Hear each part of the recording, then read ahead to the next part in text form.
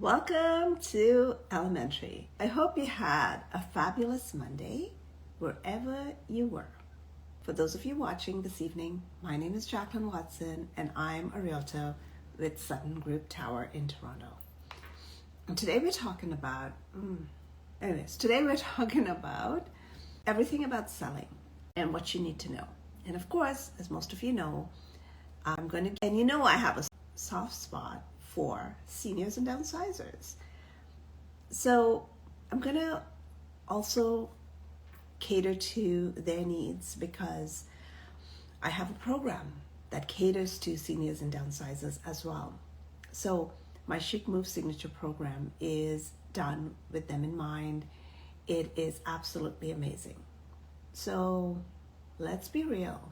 Selling a home isn't about just sticking a sign in the yard and hoping for the best. Nope. Hope is not a strategy, that's for sure. And the one thing I'll say for some of you that may be living in your home for a long time, you see, it gets emotional, it gets stressful, it could get stressful. And if you don't have a plan, it can eat you alive, right? And for most of you, perhaps you've only been in your home a little while and it may not affect you as much. But for some, at least some clients I work with, they've been in their home for a long time and their homes tell a story. Perhaps the kids grew up there. Perhaps they struggled to buy this first home and they can tell you stories about how they paid off their mortgage. And then boom, you want to sell your home. Let me tell you, by the way, I'm so sorry I have a hair on my lip. There we go, got it. And then we tell you, you need to declutter, you need to depersonalize. Why? Because people are not buying your stuff. They're not buying your possessions, they're buying your space. And that space by far has to show in the best light possible. So, of course, if you have a clear process in mind, it helps you get to the end a lot faster. Not faster, but just clearer. So, step number one, and the part that nobody wants to do. It's not glamorous, and it's the stuff that no one wants to do, but it's decluttering, especially if you're looking to have a new beginning, if you're looking to downsize and go to maybe a different or a smaller space. But I think what people don't understand is downsizing is not about throwing away the memories. It's about really kind of making the most of what matters, right?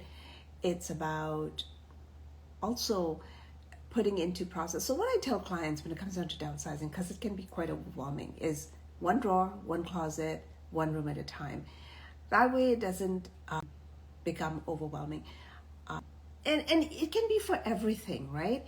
If you were, for example, if you're doing a renovation, you don't have to tackle a whole house in one shot. You can start with, one room at a time, and that way it's easier. It just feels like you're accomplishing small pieces of it, and you're progressing. But one thing I do understand is, if you've been in your home a long time, you probably have multiples of something, and you just don't need 6 of whatever it is. You just need one good one with a great story, and that's all you need to go forward with. So number 2 is really the prep. So once the clutter is out, we start with the prep, and the prep is like fixing those little things that make a huge difference. Perhaps paint touch-up, leaky faucets, loose handles, the unsexy stuff that screams this home is cared for. You see, buyers actually notice these little things. They do notice all of these little things that may go unchecked in a home. So those little things, I would say, are a must. So once you do that, you then get into the fun part, which is staging. And it's like dressing up your home and getting it ready to show it in the best light. But I think what people are mistaken about is that staging is about taking out all the furniture. And for some of you, maybe that's what needs to happen. But it's also actually just taking what you have and enhancing it. Perhaps just changing the arrangement of the furniture, adding little pieces to it that just enhances the home as it appears, right? And buyers want to see, it's strange because buyers do want to see themselves in the space. Buyers want to be able to walk in and picture their own furniture in the house. While a lot of buyers, let me tell you, get a little kind of caught up in the staging of it all. Buyers do want to see themselves in the space. Buyers have, not all, but a lot of buyers have a difficult time actually. I've noticed, like, even in bedrooms, somebody will walk in and say, oh no, my bed won't fit in here. And I literally have to say, your bed will fit in here, no problem. But sometimes if there's no bed, people cannot visualize how a bed would fit in that space. They'll think it's too small. So a lot of times empty spaces, while some people think, oh, an empty space is a big space, for some people it's not. It's actually a space that has no definition. And if they can't see how to set up a space or how an alternate way of setting up a space is, they then are not drawn to the space because they think it's not going to fit their lifestyle. So that's why staging is so important. I also say you have to use tasteful furniture. It doesn't have to be like over the top expensive, but it does have to be tasteful. And you can't just use, I'm a little finicky on staging. I like nice pieces. Less is more, and I would rather take a nice piece than something like chintzy that doesn't look good. And then while you stage, you can do all of that. The most important things thereafter are the pictures. And I would say not pictures with, yes, cell phones do take a lot of great pictures, but we're not talking about cell phone pictures. We're talking about professional pictures. It is really important that, okay, this is how I'm going to say it. Picture your home as a dating profile, and you want people to swipe right or left or whatever the hell they're swiping. You want them to swipe in the direction you want them to swipe in, okay? And that only happens if your pictures look professional and they pop. So yeah, people these days, if you're a buyer out there, you're not going to a house that doesn't appeal to you. A lot of times I have to say to the buyer, let's check this one out. Since we're seeing these other two properties in this area, let's check this third property out because I can see the potential. But they've looked at the pictures and they've probably thought, no, I'm just going to write it off. I'm not even going to look at it. So it's really, really important that your pictures, your staging, your lighting, all of that is on point. It looks good. A light bulb that's broken is just like the cheapest thing to fix. A light that's not clean, that casts the light properly, the cheapest thing to do. The easiest thing to do, I should say. And then the last most important thing is the pricing strategy. And this goes in. It's crazy. If you price it too high, buyers will not, they'll think you're overpriced. They won't even show up. If you price it too low, you're going to leave money on the table. If you price it too low, people think there's something wrong with it and that you want a bidding war. And so in this market, especially in this market, you have to have a pricing strategy. You have to know where the market's going, run the numbers, and you have to know that sweet spot.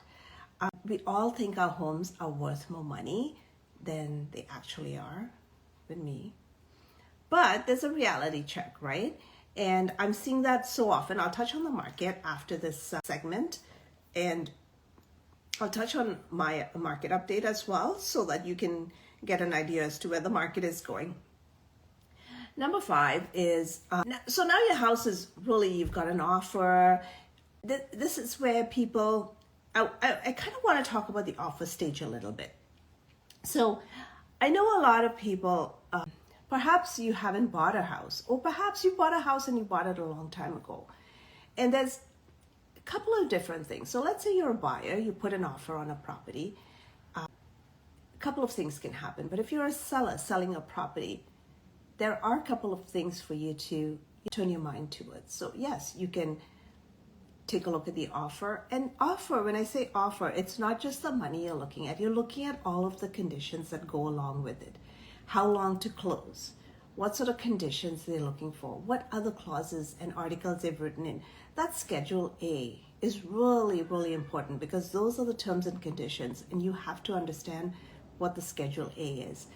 And to be quite fair, the Schedule A is so important, because if you miss a deadline by a few hours and you've got a very difficult buyer or seller, whatever, whoever's difficult, I don't care.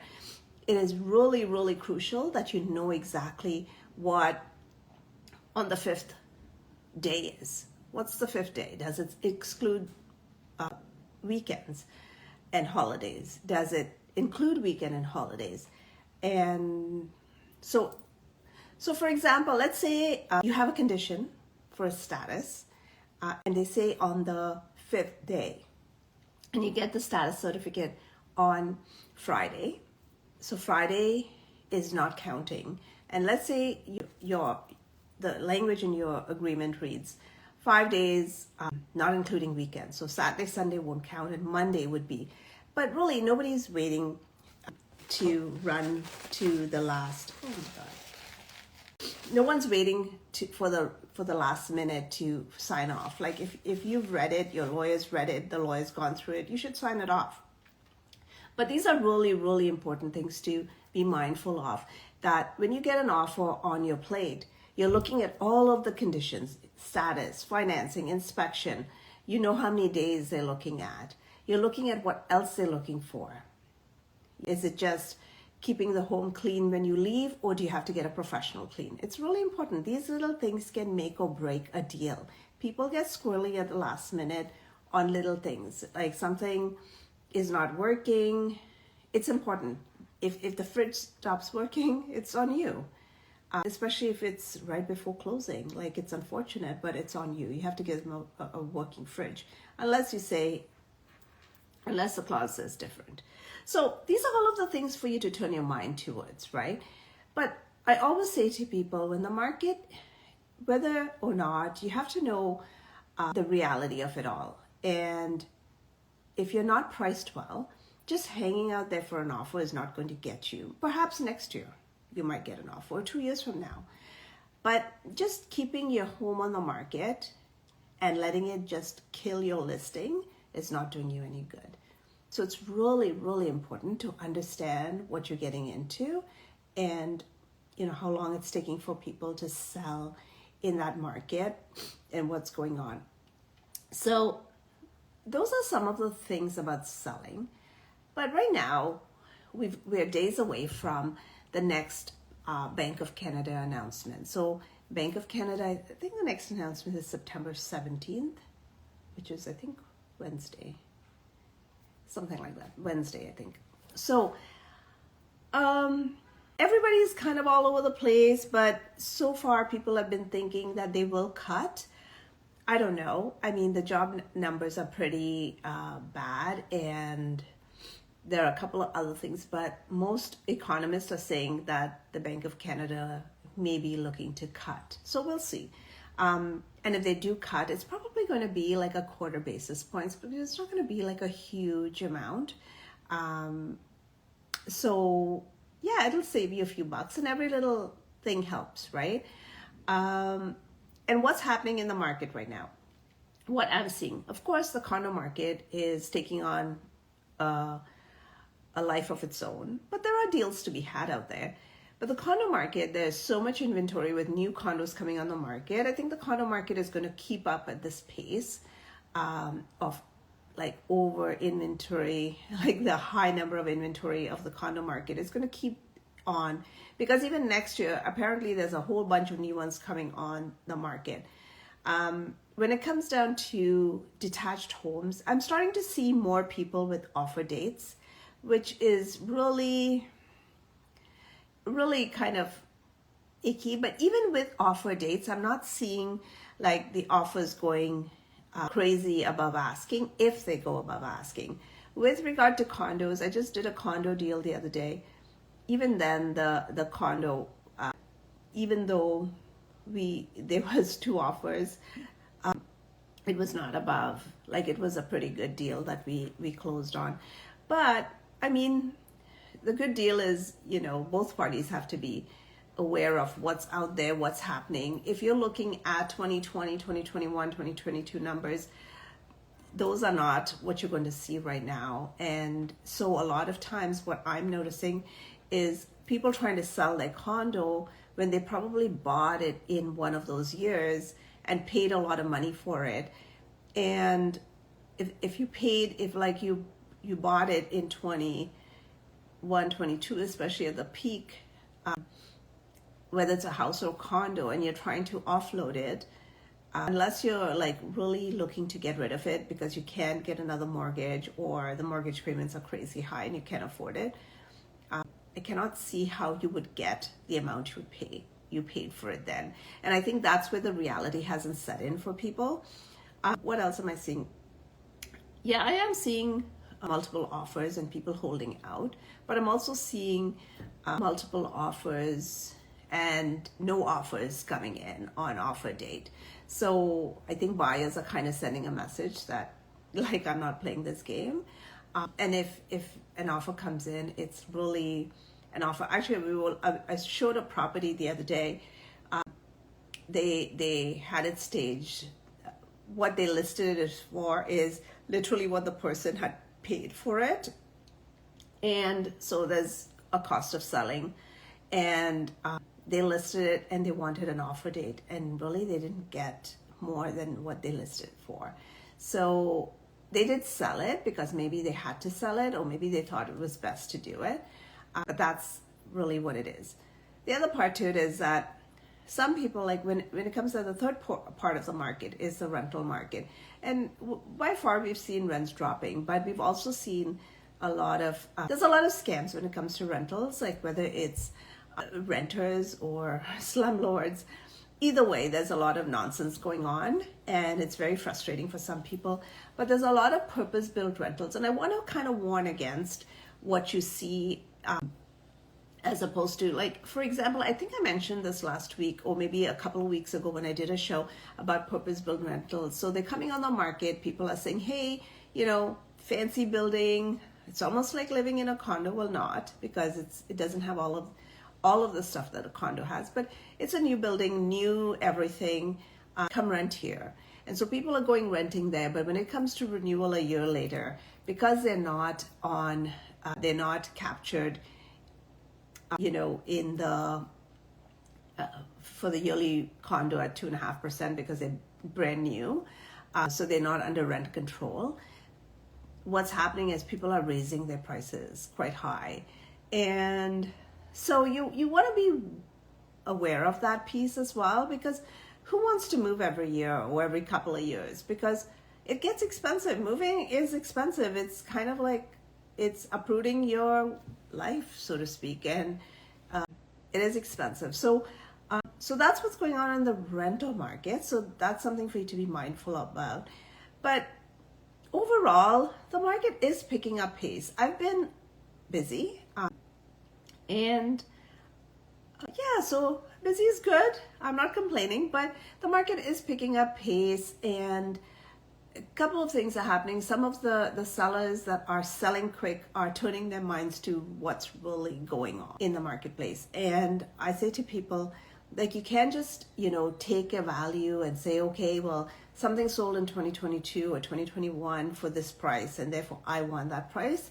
I think you have to take a very realistic approach if you're looking to sell. If not, you're going to be like sitting on the market forever, and you're going to be people then start to think, when you're on the market for a long time, people start to think that there's something wrong with your property. Do you guys have any questions? Because I don't see anything out here. So so that's really what's going on. It's an interesting market, to say the least. But the savvy ones are the buyers who are trying to make headway and buy. They say when the I know it's hard because I know some people could be losing their home as well. That's the other thing I'm seeing is an increase in power of sales, and so that's something else that we're noticing as well, like foreclosures, power of sales, something we haven't seen in like maybe, I don't know, 15 years at least, or maybe even longer. Definitely 15 years. Like we hadn't been seeing them, but there's quite a few on the market, and there's quite a bit of mortgages coming up for renewal, and the rates are still pretty aggressive.